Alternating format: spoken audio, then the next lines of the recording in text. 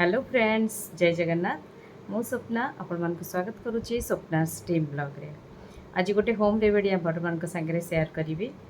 वर्तमान जमी गरम पड़ी मुहरे समस्त टान आसूची जे जिते भी फेशियल करथांतु जहाँ भी करथांतु जदि टिके भी खरार एक्सपोज हेले ताहले मुहरे टान आसी जाउची।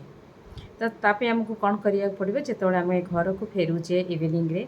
सो गोटे चम्मच आमे टिके कॉफी नबा सेथरे चुटकी भर हलदी दबा।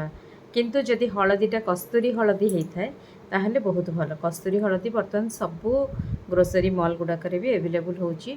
तो कस्तूरी किंबा पूजा दुकान में भी जदि चाहिए सेटा अवेलेबल हो जाउची। तो कस्तूरी हलदी टिके चुटकी कस्तूरी हलदी दबा आ सेथिरे आमे टमाटर को काटिकी टमाटर जूसटा बाहर करदे से मिक्स करदे भल भाई कलापर तापर ताको आमे अपर डायरेक्शन रे बहुत भल भाव ताको गोटे अप्लाई करके गोटे कोट करके मुहरे छाड़ीदेवा किसी समय पे। सो 15 to 20 मिनिट्स बा चाहिए आप हाफ एन आवर रखिपारती, नो इश्यू, कौन प्रॉब्लम नहीं।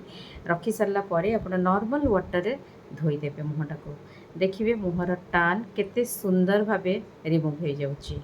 सो निश्चित भाव ट्राए करेंगे सांग मैंने आउ कमेंट रे जनइबे किए ट्राए कले कि नहीं आउ शेयर करेंगे।